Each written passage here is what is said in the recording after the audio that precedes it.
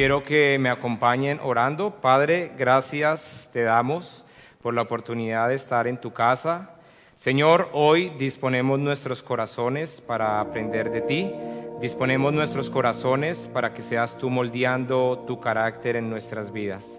Señor, sabemos que solo en ti podemos encontrar perfección, solo en ti podemos hallar santidad. Y por eso hoy venimos acercándonos a ti humildemente y pidiéndote que seas tú iluminando tu palabra en nuestros corazones y en nuestras vidas.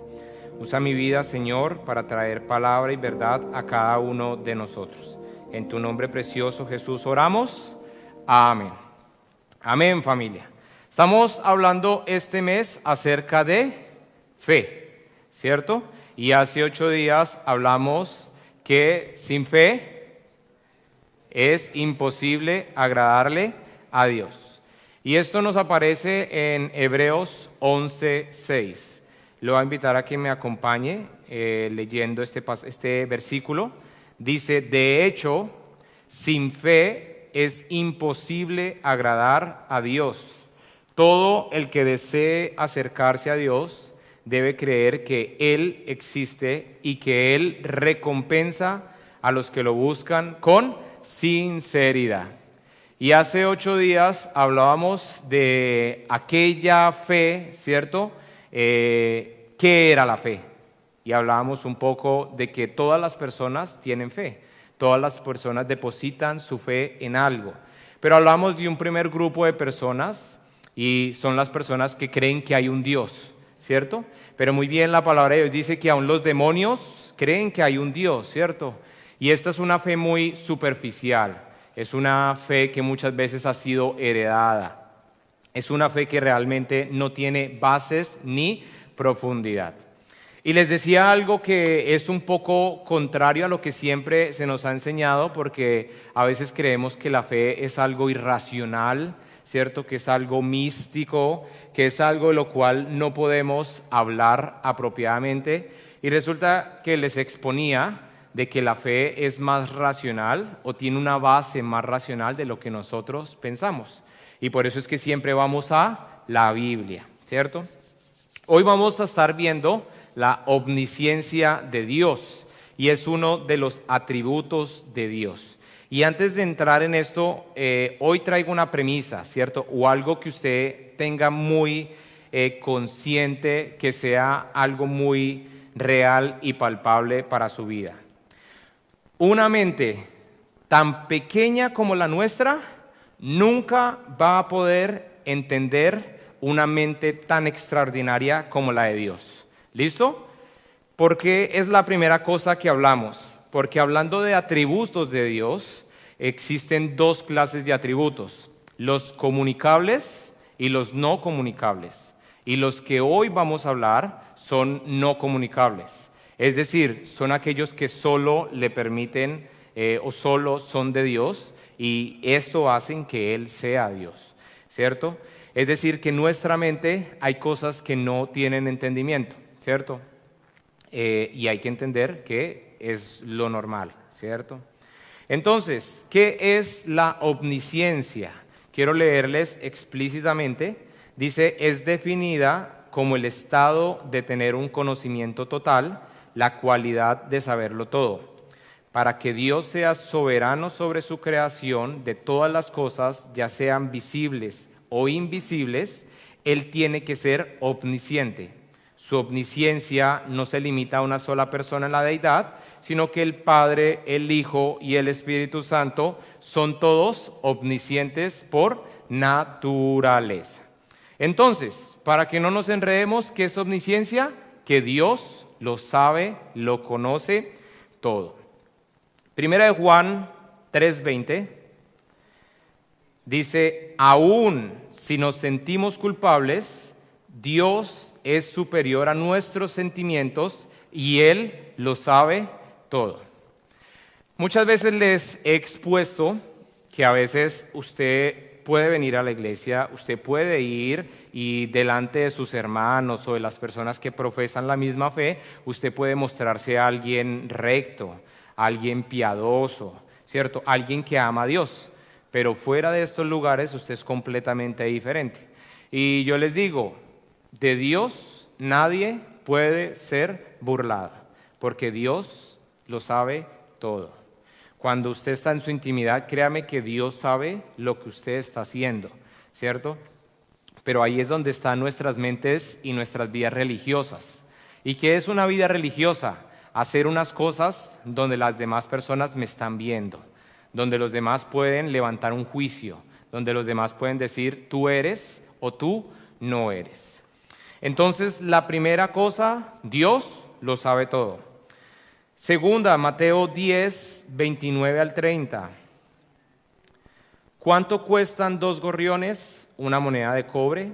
Sin embargo, ni un solo gorrión puede caer a tierra sin que el Padre lo sepa.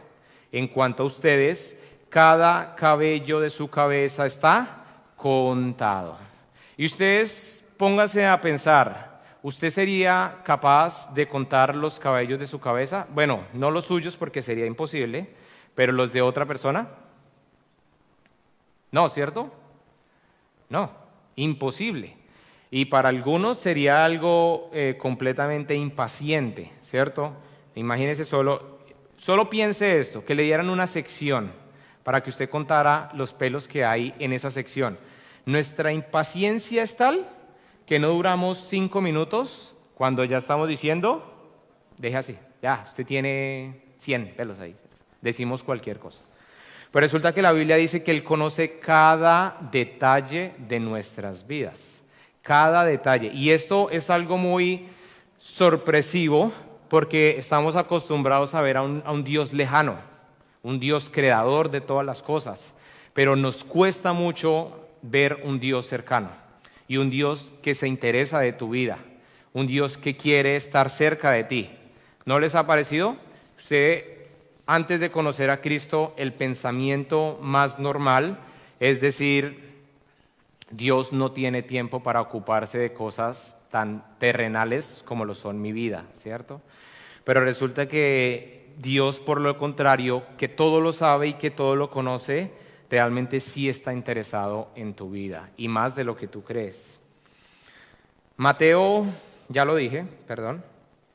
Isaías 46, 9 al 10, dice, recuerden las cosas que hice en el pasado, pues solo yo soy Dios y no hay otro como yo. Solo yo puedo predecir el futuro antes que suceda. Todos mis planes se cumplirán porque yo hago todo lo que deseo. Él conoce el principio y Él conoce el fin. Él inició todas las cosas y Él las terminará. Dios conoce cuándo empezó tu vida y sabe cuándo terminará. Y es muy curioso porque cuando uno ve las profecías, sobre todo las del Nuevo Testamento, que se cumplen en las del Antiguo Testamento, que se cumplen en el Nuevo Testamento, la precisión con que se dan es algo que uno solo tiene una opción y es correr a los pies del Señor. Y para aquellos que dicen, la fe es algo irracional, no tiene sentido, yo le digo, estudie la Biblia y estúdiela a detalle, dese cuenta los lapsos de tiempo, dese cuenta las diferencias culturales, las diferencias lingüísticas, las diferencias aún educativas de las personas que escribieron la Biblia. Y cuando usted se da cuenta cómo las profecías fueron exactas, cómo cada cosa que el Señor decía se cumplía, realmente usted entiende que la fe, nuestra fe, la fe bíblica, no es como tan irracional como creemos que es. Pero ¿sabe por qué nos hemos creído ese cuento? ¿Alguien sabe por qué? ¿Alguien sabe por qué? ¿No? Porque muchas veces nos hemos limitado a lo que el predicador dice. Y usted no puede tratar de descifrar y conocer a alguien tan maravilloso, tan inmenso, tan excelso en una predicación de 45 minutos. Póngale las predicaciones de antes de 1 hora y media, ¿cierto? Los más antiguos saben que la predicación antes era mucho más. Póngale la que estábamos hace poco de 1 hora, 1 hora y cuarto. y las que ahora tenemos de 30 minutos, 40 minutos. Usted nunca va a poder entender la hermosura y la grandeza de un Dios que te ama, ¿cierto? Nunca. Salmos 39, 139, 4. Esto lo decía el salmista. Dice: ¿sabes lo que voy a decir incluso antes de que lo diga, Señor? Él conoce nuestros pensamientos antes de hablar. Antes. Él ya sabe lo que está pasando por tu vida y por tu corazón. Y por eso es que muchas veces vemos la misericordia cuando ni siquiera hemos hecho nada para recibirla. Es porque Él ya sabe. Y cuando tiene un plan contigo, créeme que Él va a insistir para que tú llegues a ese plan y ese propósito. Y te va a colocar personas alrededor que te van a predicar la palabra. Y va a colocar lo que llamamos muchas veces ángeles, ¿cierto? Personas. La mano de Dios, ¿cierto? Personas que te ayudan y te muestran su amor. Pero es muy curioso que Él ya conoce los pensamientos antes de que tú hables. Y esto usted puede decir: ¿y si Él conoce mis pensamientos, yo por qué tengo que orar o por qué tengo que decirle a Él lo que está pasando en mi vida? Y resulta que Dios no va a perder nada si tú oras o no oras, porque Él ya sabe, ¿cierto? Pero Dios es tan hermoso que Él espera que nosotros establezcamos esa relación para que nosotros podamos verlo a Él como nuestro Padre, como nuestro sustento y como nuestro todo. Y les voy a poner un ejemplo. Los papás, o los que van a ser papás, hay cosas que ya saben que sus hijos necesitan, quieren, desean o demás. Pero hay puntos en los cuales ustedes están esperando que sus hijos le pidan para que muestren una dependencia y una obediencia a quien están buscando y reconociendo como su Padre. Los más beneficiados de orar no es Dios. El más beneficiado de orar somos nosotros. El que más se edifica cuando ora no es Dios, es usted cuando lo hace, cuando usted se desahoga. Y yo siempre les digo a las personas que están iniciando: no se asombren de la manera como oramos nosotros, los que se paran acá. Y es que ustedes sí oran, a usted Dios sí lo escucha. Son años de estar orando. El pastor Carlos, 30 años. ¿Cómo no va a orar de esa manera tan bíblica, tan hermosa, tan fluida, que lo lleva uno a través de toda la Biblia, ¿cierto? Recita los versículos tal cual, ¿cierto? Pero son 30 años. Yo llevo 10 años. ¿Y usted cuánto lleva? Pero un día todos estuvimos allá. Y yo digo que la oración, y la Biblia lo dice, que la oración que más le llega a Dios es la que sale del corazón. Y esa oración, yo en Job es un libro hermoso. Y Job muestra que realmente Dios quiere saber lo que está pasando en tu corazón por tus propias palabras. Job fue justo y la palabra de Dios dice que nunca se vino en contra de Dios. Pero cuando uno lee Job, las expresiones de Job no eran lo más santo, ¿cierto? Job le peleaba a Dios, le alegaba a Dios, le decía ¿por qué? Pero después se arrepentía. Y uno con Job aprende que Dios quiere sinceridad más que palabras bonitas.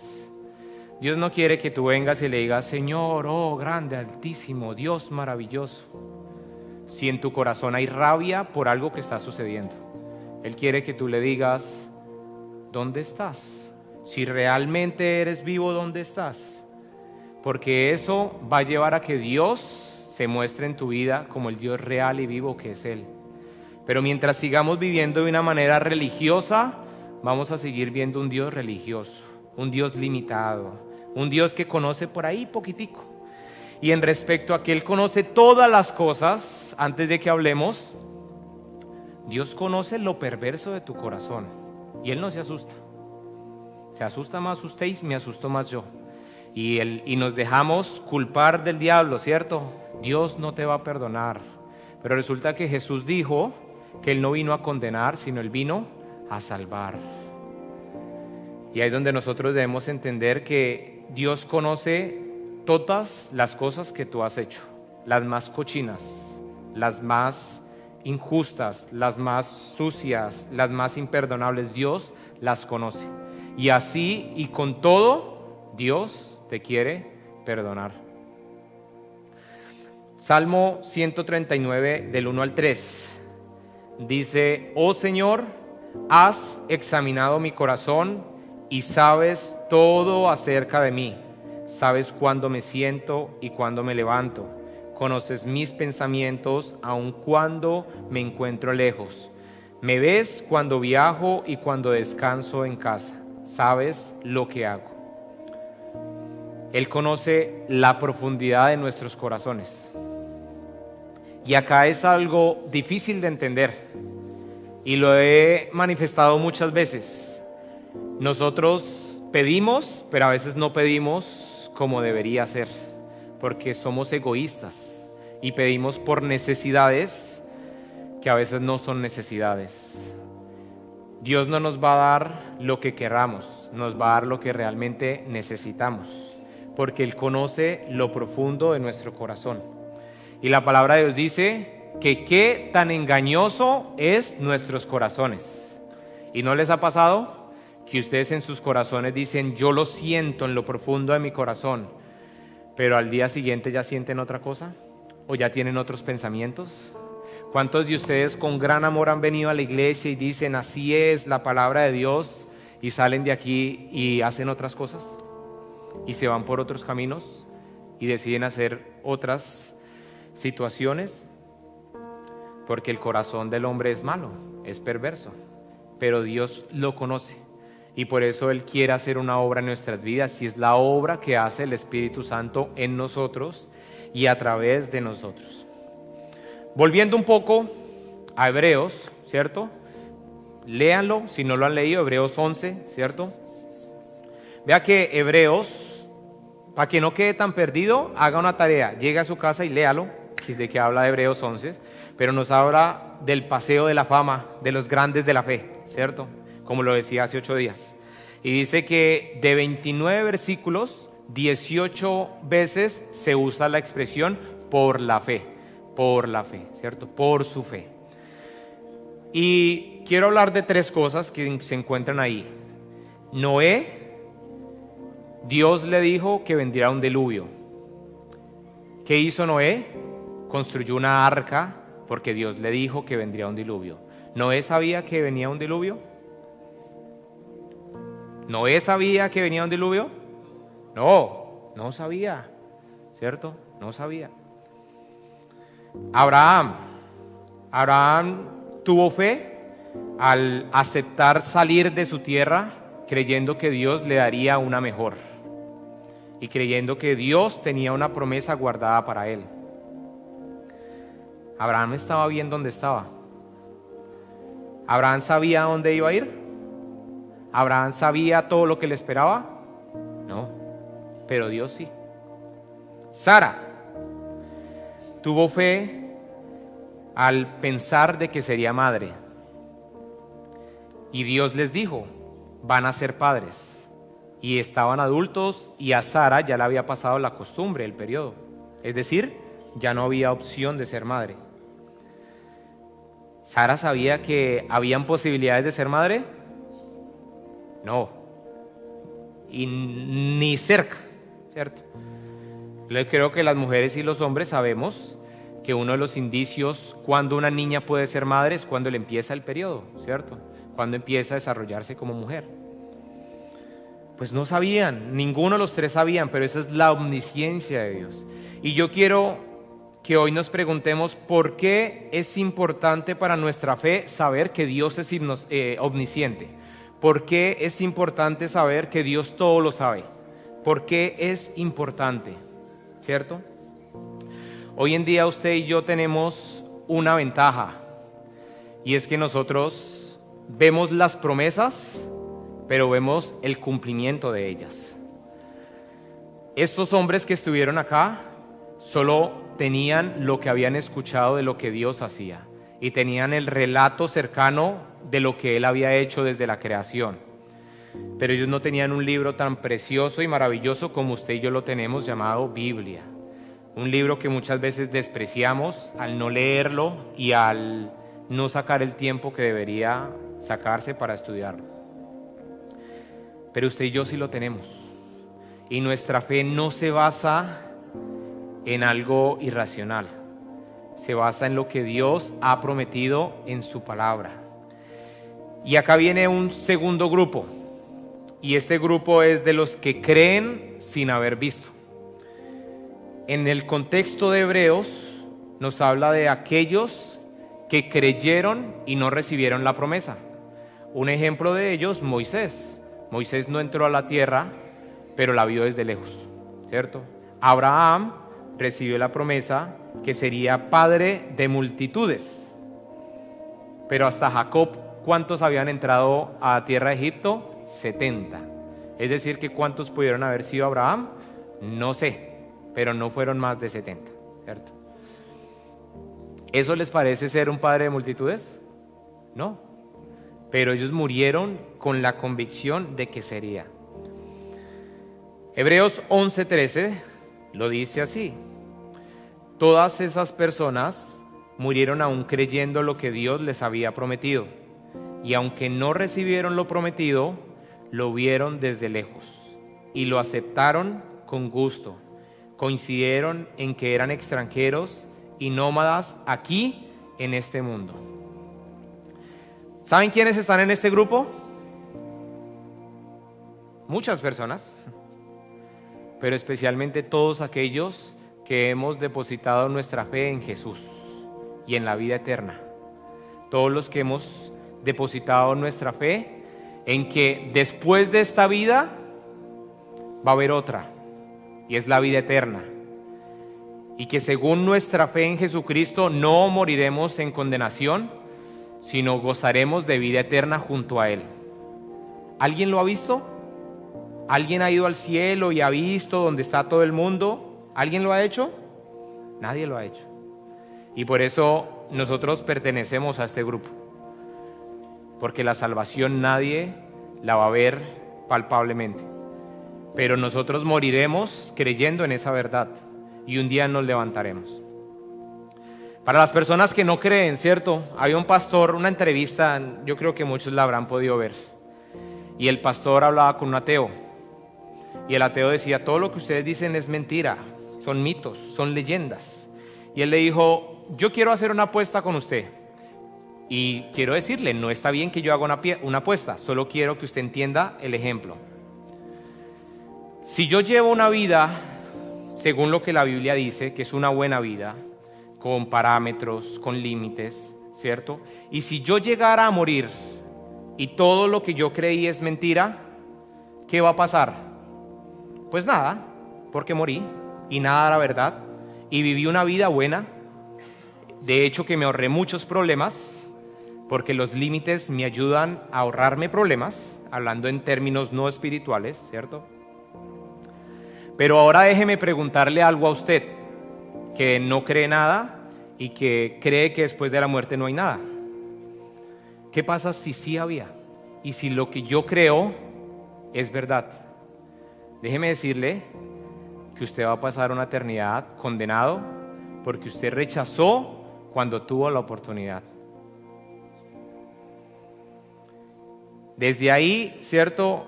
Eso es lo que yo digo cuando una persona que no cree, yo le digo, ese es el panorama. Yo no voy a pelear con nadie y tampoco es lo que la palabra de Dios dice, ¿cierto?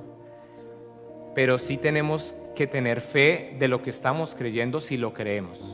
Nuestra fe no es irracional. Nuestra fe tiene su base y su base es la palabra de Dios. Quiero terminar con la resurrección de Cristo. Ustedes saben que el cristianismo, la base, si alguien quiere tumbar el cristianismo, la fe, tiene que tumbar la resurrección de Cristo. Porque al tumbar la resurrección de Cristo, tumbaría las promesas de que el Salvador moriría y resucitaría al tercer día, ¿cierto? Jesús lo dijo públicamente registradas 3 veces, que Él moriría y Él resucitaría, y no registradas muchas veces más. Sus discípulos sabían que Él moriría y que Él resucitaría. Pero cuando nosotros vamos al texto de la resurrección, nos damos cuenta de un panorama completamente diferente. Lucas 24 nos relatan que fueron unas mujeres a llevar esencias aromáticas, ¿cierto?, para decorar la tumba después del tercer día.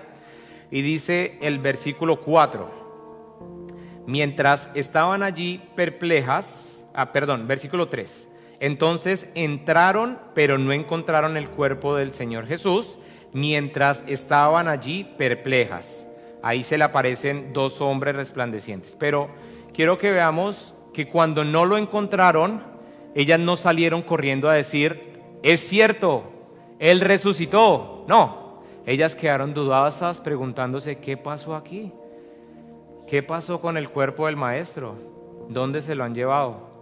Y uno diría a los apóstoles, a los santos apóstoles que no son tan santos cuando uno ve las vidas de ellos, les iría mejor. Y si uno vamos al versículo 11, ¿cierto? Dice, pero a los hombres el relato les pareció una tontería y no les creyeron. ¿Qué no creyeron? Las mujeres fueron, les dijeron, el Señor ha resucitado, ¿cierto? Y ellos dijeron, esto está como muy tonto, ¿cierto? Esto como que no es. Luego Pedro se levanta, siendo Pedro el más emocionado, y dice, voy, y realmente algo tuvo que haber pasado. Pero la conclusión de Pedro no es muy alejada. Dice versículo 12 terminando, luego regresó a la casa preguntándose qué había ocurrido. Al ir, ver que la tumba estaba vacía, se devuelve diciendo, ¿qué pasó? ¿Dónde está el cuerpo del Maestro? Y vea, uno acá se pregunta, ellos sabían y conocían, pero no tuvieron fe. Creyeron que tal vez el Maestro de una manera, ¿cierto?, tal vez más mística o de una manera paradójica, Él iba a resucitar y no.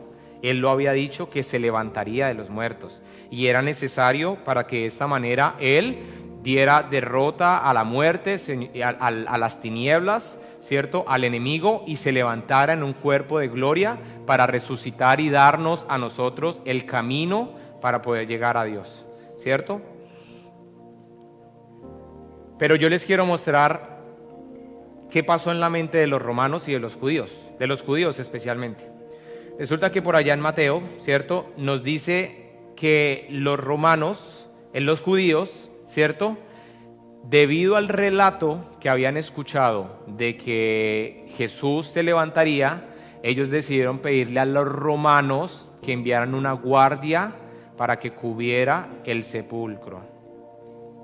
Obviamente con el sentido de evitar que se robaran el cuerpo, porque pensarían que se lo iban a robar.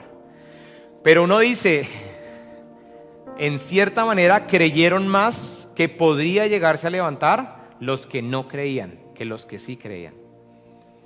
Y eso muchas veces es nuestra fe. Creen más otros en no creer que existe un Dios, en lo que nosotros creemos que sí existe un Dios. No sé si me estoy entendiendo. Porque nuestra fe se practica cada día. Y es muy importante lo que estamos leyendo en la resurrección, porque Cristo resucitó y vive hoy en día. Uno podría decir, Lázaro también resucitó, pero volvió a morir, porque es el estado del hombre. Morimos y resucitamos en gloria, sí y solo si hemos aceptado la obra redentora del Señor Jesús. Si nosotros volvemos a lo de la semana pasada, la fe genuina se basa en la promesa de Dios, no en los deseos del que cree. El hombre de fe trata las promesas de Dios como realidades objetivas y por tanto vive con seguridad y confianza. Yo quiero decirle hoy dos cosas. Primero, las personas que aún, ¿cierto?, aún no toman su vida espiritual como debería ser, con seriedad, ¿Qué están esperando? ¿Qué están esperando? El Señor Jesús lo decía, es preferible que estés caliente o estés frío, porque tibio tú crees que estás y no estás. Tú crees que eres parte y no lo eres. Y Dios lo conoce todo. Tú puedes presentarte y decir sí soy, pero a Dios y a su palabra no le puedes decir lo mismo. Y cuando a mí las personas me refutan y dicen, usted está equivocado, pastor, y le digo, puedo estarlo, porque soy humano. Pero ¿cuál es la base de lo que tú me estás hablando? Porque a mí me enseñaron, porque a mí me dijeron, es que yo lo he visto. Si hablamos de fe, muéstrame tu fe a través de lo que la palabra de Dios dice, porque es el relato que Dios dejó para la vida del hombre. Porque si hablamos de posibilidades filosóficas, ahí hay muchas cosas en las cuales podemos deambular. Esa primera invitación es para las personas que aún toman la vida espiritual como una manera religiosa de estar con Dios. Dios solo tiene hijos.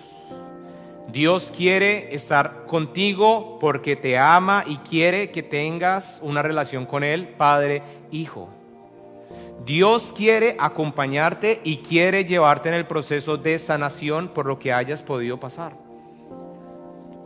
Pero más allá de las cosas, Dios ha provisto salvación.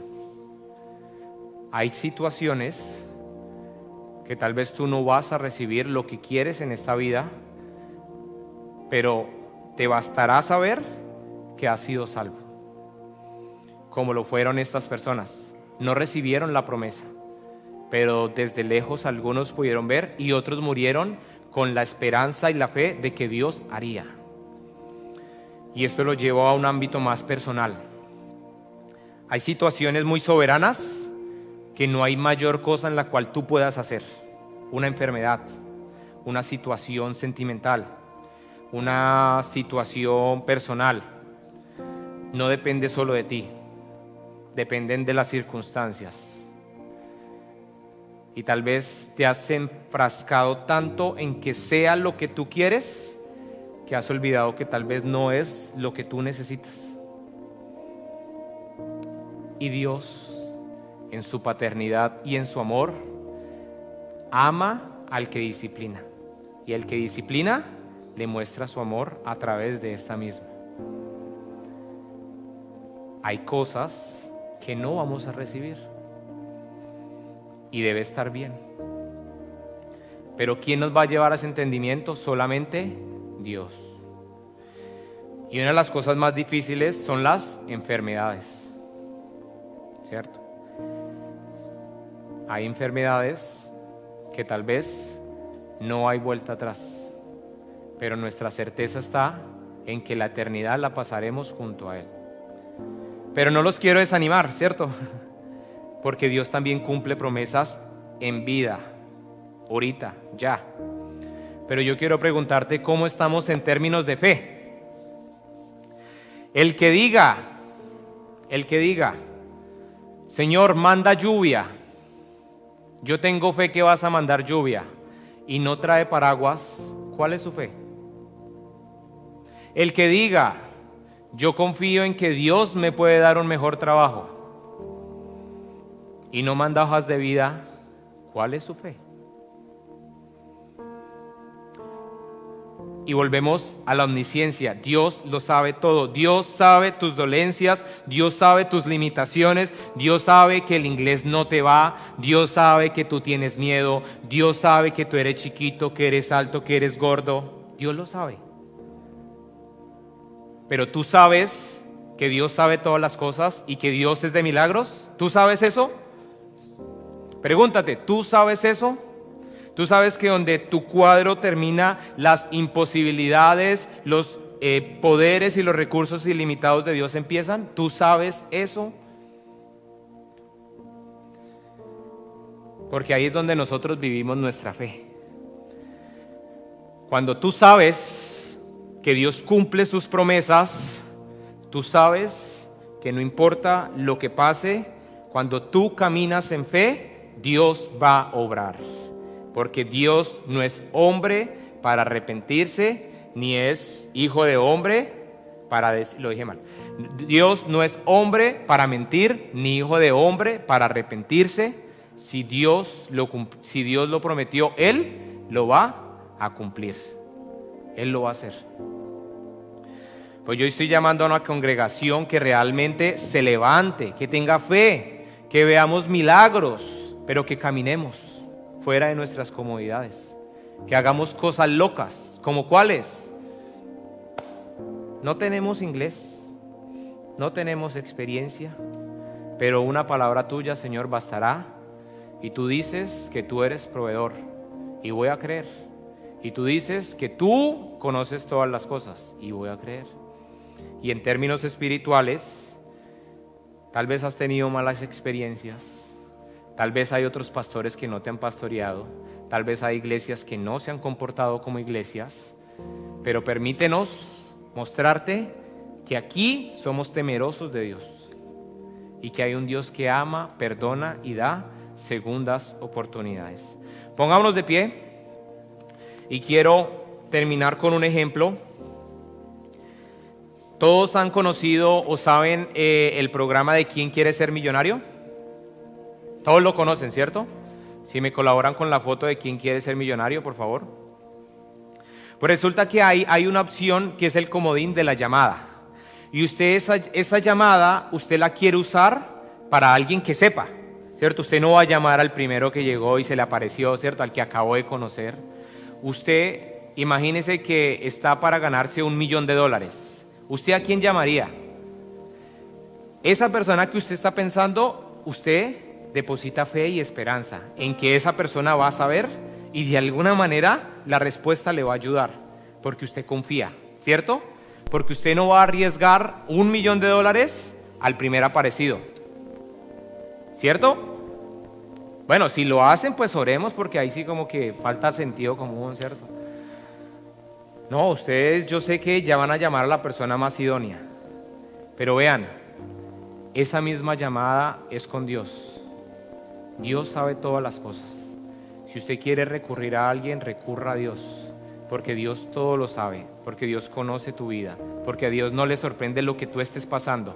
Dios quiere usarte, Dios quiere bendecirte y Dios quiere hacer algo en tu vida y a través de ti. Oremos. Padre, gracias, Señor, por tu palabra. Padre, gracias por la fe, Señor. Hoy tú nos llevas a entender, Padre, que nuestra fe se basa en que tú lo sabes todo, Señor. Tú nos conociste antes de nacer. Tú, Señor, has preparado este día para consolarnos, para mostrarnos tu amor y mostrarnos tu bondad.